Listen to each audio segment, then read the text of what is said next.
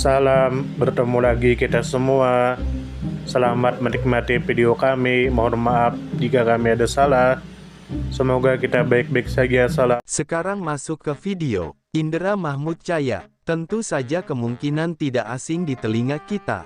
Terlebih bagi para orang-orang yang pernah mendengarnya. Disebutkan menurut informasi yang beredar bahwa Indra Mahmud Chaya adalah seorang tokoh pejuang kemerdekaan Indonesia yang berasal dari Provinsi Bengkulu. Lahir pada tahun 1905, wafat pada tanggal 5 Oktober tahun 1961.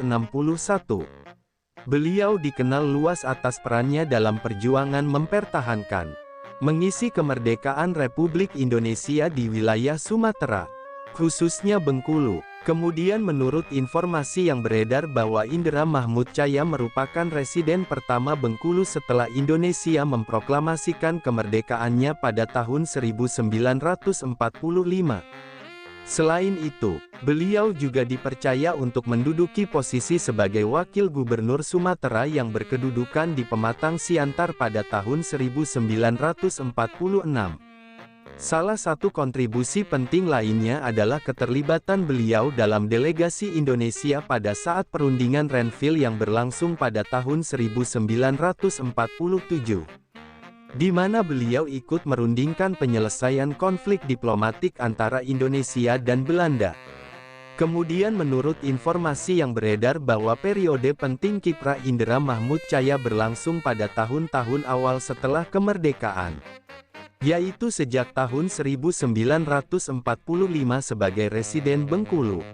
Kemudian pada tahun 1946 sebagai Wakil Gubernur Sumatera. Dan pada tahun 1947 dalam konteks perundingan Renville.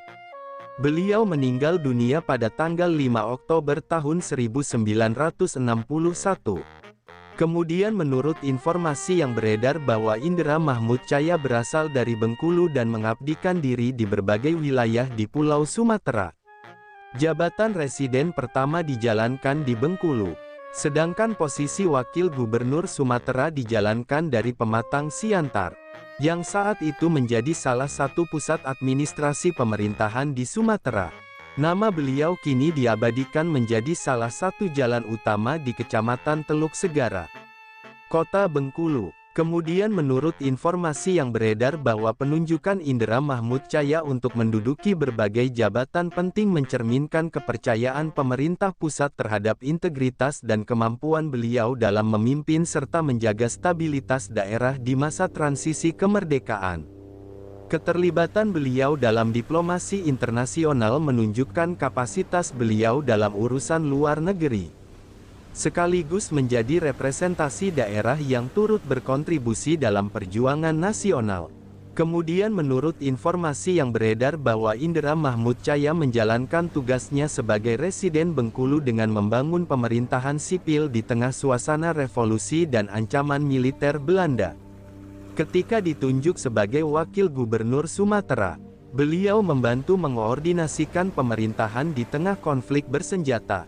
Dalam perundingan Renville, beliau ikut dalam diplomasi penting yang bertujuan mengamankan eksistensi Republik Indonesia secara hukum dan politik di hadapan dunia internasional. Warisan nama beliau yang kini menjadi nama jalan utama di Kota Bengkulu merupakan penghormatan atas jasa-jasa beliau dalam sejarah perjuangan bangsa. Indra Mahmud Chaya lahir pada tahun 1905. Wafat pada tanggal 5 Oktober tahun 1961. Merupakan sosok sentral dalam sejarah perjuangan kemerdekaan dan pemerintahan Indonesia pada masa-masa krusial setelah proklamasi tanggal 17 Agustus tahun 1945. Latar belakang beliau sebagai putra daerah Bengkulu menjadi dasar kuat dalam memahami semangat nasionalisme yang tidak terpusat di Pulau Jawa semata, tetapi juga tumbuh subur di daerah-daerah seperti Bengkulu. Peran Indra Mahmud Chaya sebagai residen pertama Bengkulu pasca kemerdekaan menandai awal transisi pemerintahan kolonial ke sistem administrasi Republik Indonesia di wilayah tersebut.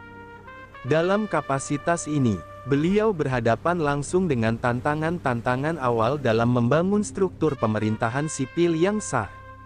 membina ketertiban masyarakat, dan memastikan kelangsungan roda pemerintahan di tengah kekosongan kekuasaan dan potensi ancaman militer dari pihak Belanda.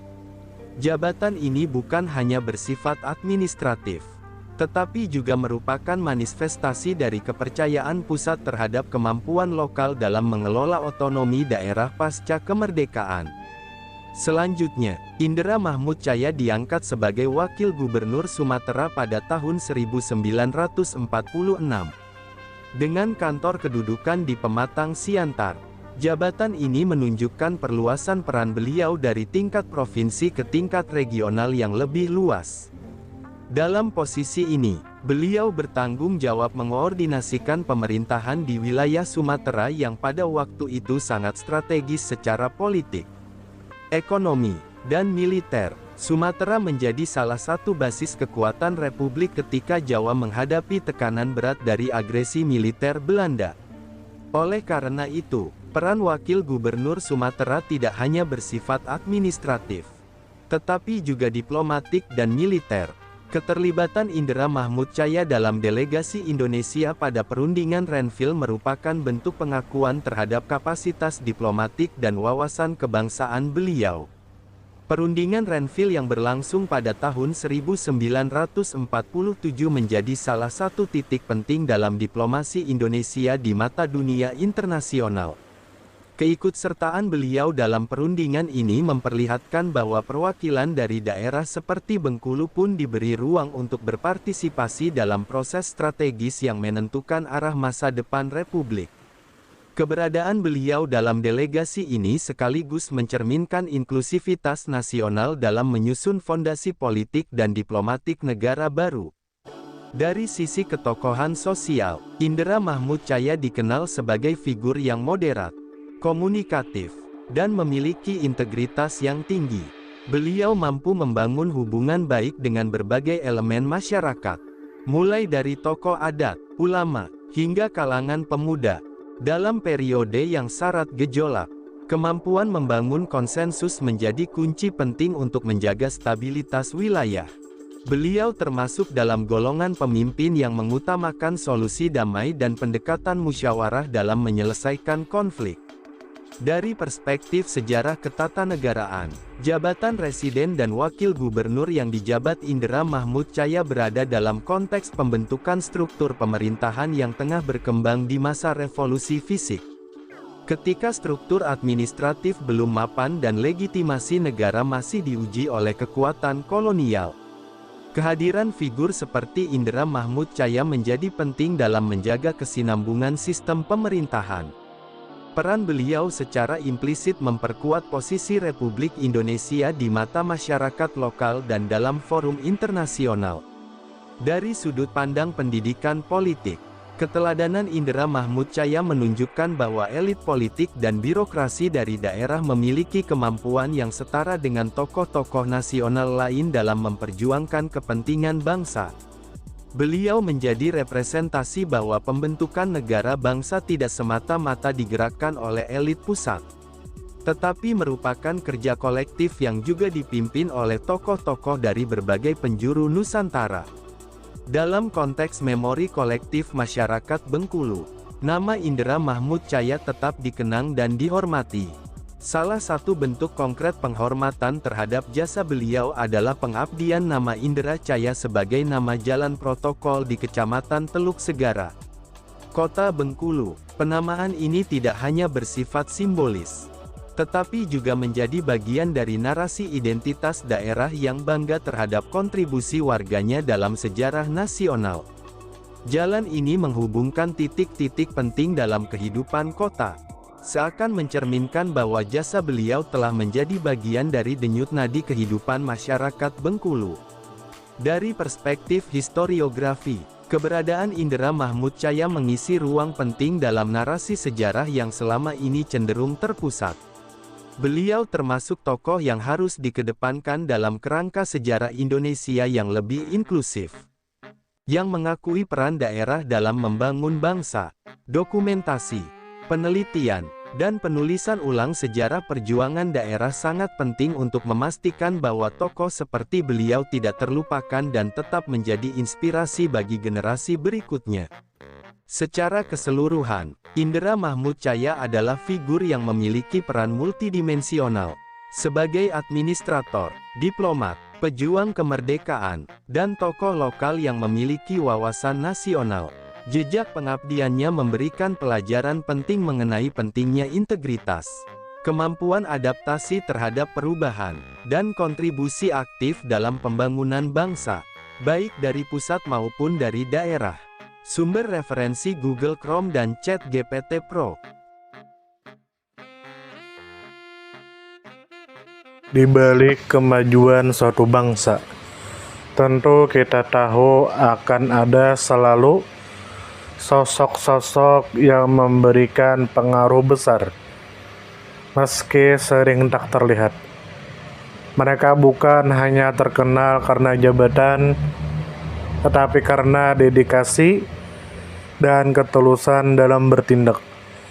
Tokoh atau figur seperti itu tentu kita tahu lahir dari berbagai latar belakang. Ada yang berasal dari desa kecil, dan ada pula yang tumbuh di tengah kota yang ramai. Tentu kita tahu bahwa tokoh bukan hanya soal ketenaran. Tokoh adalah tentang peran. Mereka bisa menjadi seorang guru yang sabar mendidik di pelosok negeri, atau seorang warga biasa yang peduli terhadap lingkungan dan konsisten menjaga kebersihan kampungnya. Semoga apa yang kami sampaikan bisa bermanfaat, menambah wawasan, dan jadi motivasi positif untuk kita semua. Dan tentunya semoga kita semua selalu diberikan kesehatan, selalu dilancarkan rezeki, selalu dimudahkan segala urusannya. Dan jika Anda mempunyai pertanyaan atau komentar atau saran, langsung saja tulis di kolom komentar. Kami sangat terbuka buat masukan yang membangun supaya kedepannya bisa lebih baik lagi. Jangan lupa like, share, subscribe biar Anda tidak ketinggalan konten-konten seru dan bermanfaat. Tetap semangat, jaga kesehatan, dan terus jadi versi terbaik dari diri Anda. Sampai berjumpa di video selanjutnya.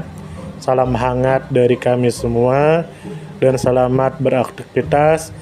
Jika ada salah kata atau penyampaian yang kurang pas, itu murni kami pribadi yang salah. Terima kasih banyak, mohon maaf yang sebesar-besarnya.